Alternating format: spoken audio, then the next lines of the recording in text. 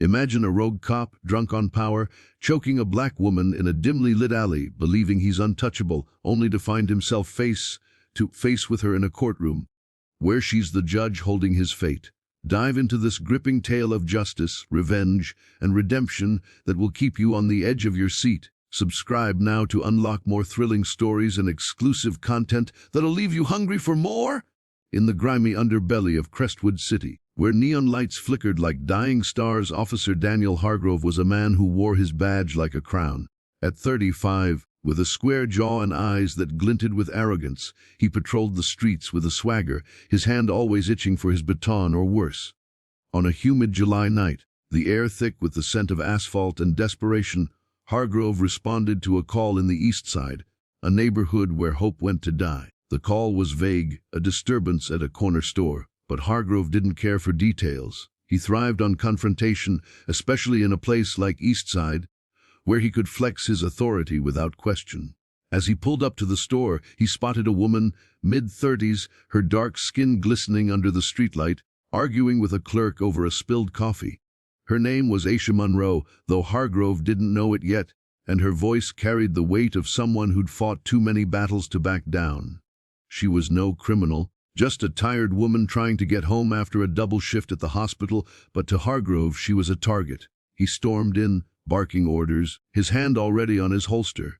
Aisha, unfazed, turned to him, her eyes sharp with defiance, and told him to calm down, that it was just a misunderstanding. Something in her tone, her refusal to cower, lit a fuse in Hargrove. He grabbed her arm, twisting it hard, and when she yanked free, his rage boiled over. In a flash, he had her pinned against the wall, his forearm pressing into her throat, choking her as the clerk watched in stunned silence. Aisha gasped, her vision blurring, but she locked eyes with him, memorizing every detail of his face, the crooked scar on his cheek, the sneer curling his lip. "You're nothing," he hissed, releasing her just before she blacked out. She crumpled to the ground, coughing, humiliated but alive. The clerk, too scared to intervene, muttered an apology as Hargrove stormed out, leaving Aisha to pick herself up. She didn't report it, not yet. Aisha was no stranger to the system, and she knew complaints against cops like Hargrove rarely went anywhere. But she wasn't just a nurse. By day she saved lives, by night she was Judge Aisha Monroe, one of the youngest presiding judges in Crestwood's municipal court, a position she'd earned through grit and brilliance. She kept her judicial role quiet, preferring to let her work speak for itself, but that night something shifted. She vowed to make Hargrove pay, not with vengeance, but with justice. Weeks passed, and Hargrove continued his reign of terror, oblivious to the storm brewing. He'd racked up complaints before, excessive force, racial profiling, but his connections in the department always buried them. He felt invincible, a king in a city too broken to challenge him. Meanwhile, Aisha returned to her courtroom, her robes hiding the bruises on her neck, her mind sharp as ever.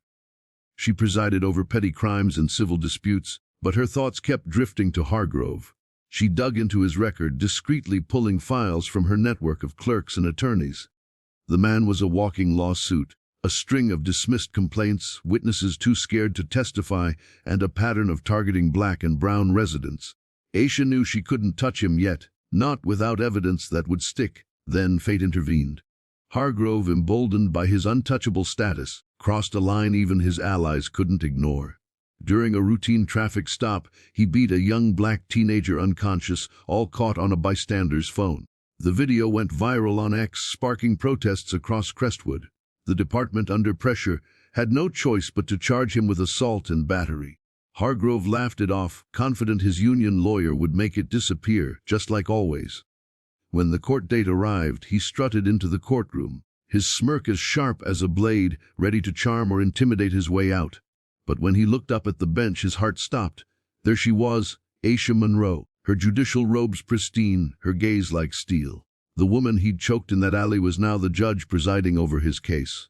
His smirk vanished, replaced by a cold sweat as he realized the tables had turned. Aisha, ever professional, gave no hint of recognition, her face a mask of impartiality. Inside, though, her pulse raced. This was her chance, but she knew she had to play it carefully. Any sign of bias could tank the case and let Hargrove walk free. The trial began, and Hargrove's lawyer, a slick veteran named Carter, painted him as a hero under pressure, a cop who made a mistake in a dangerous job. The prosecutor, a young idealist named Lena, countered with the video evidence and a parade of witnesses who'd suffered Hargrove's wrath. Aisha listened, her rulings fair but mercilessly precise, shutting down Carter's attempts to derail the case with technicalities. As days turned into weeks, Hargrove's confidence crumbled. He started noticing things. Aisha's subtle emphasis on certain questions, the way she allowed testimony about his past behavior that other judges might have excluded. It wasn't bias, it was strategy.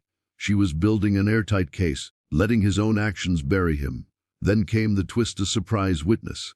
The store clerk from that July night, guilt-ridden and tired of staying silent, took the stand. He recounted how Hargrove had choked Aisha, unprovoked, his voice trembling but clear. The courtroom buzzed and Hargrove's face drained of color. Carter objected, claiming irrelevance, but Aisha allowed it, citing pattern of behavior. She didn't reveal her involvement, not yet. The clerk's testimony was a bombshell, linking Hargrove's attack on the teenager to a history of violence. Social media erupted, with ex-posts calling for Hargrove's head, some even speculating about the judge's connection to the case, though no one had proof. Aisha felt the weight of those eyes, but she stayed focused. She wasn't just a victim, she was the law. As the trial neared its end, Hargrove took a desperate gamble.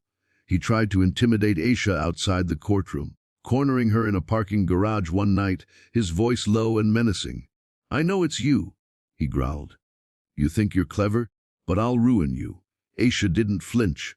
She'd anticipated this, wearing a hidden recorder provided by a friend in the DA's office. His threats were now evidence, another nail in his coffin. Back in court, she admitted the recording, ruling it admissible despite Carter's frantic objections. The jury, already swayed by the video and witnesses, now saw Hargrove as a man unhinged, willing to threaten a judge to save himself. But the final twist came from Aisha herself. On the last day of the trial, she recused herself, revealing to the court that she was the woman Hargrove had choked that night. Gasps filled the room as she explained, calmly, that she'd stayed on to ensure the case was handled fairly, but now, to avoid any appearance of bias, she was stepping down. The move was brilliant. It silenced critics who might have cried foul while cementing Hargrove's guilt in the public's eyes. A new judge took over, but the damage was done. The jury deliberated for just 3 hours before convicting Hargrove on all charges. As he was led away in handcuffs, his eyes locked on Aisha, who stood at the back of the courtroom, no longer in robes but radiating power. He'd underestimated her, and it had cost him everything. Aisha didn't gloat. She went back to her chambers, then back to her hospital shifts, her life a quiet testament to resilience. But the story didn't end there. The case sparked a reckoning in Crestwood. Protests grew, forcing the department to overhaul its practices. Aisha became a reluctant hero, her face on ex-posts and news articles, hailed as the judge who brought a rogue cop to his knees. Yet she never sought the spotlight. She kept working, kept judging, kept saving lives, her faith in justice tempered but unbroken. Hargrove, meanwhile, sat in a cell, his badge gone, his power stripped, haunted by the memory of the woman who turned his world upside down. And in Crestwood, whispers spread of a judge who wasn't just fair but fearless, a woman who'd faced the devil and made him kneel.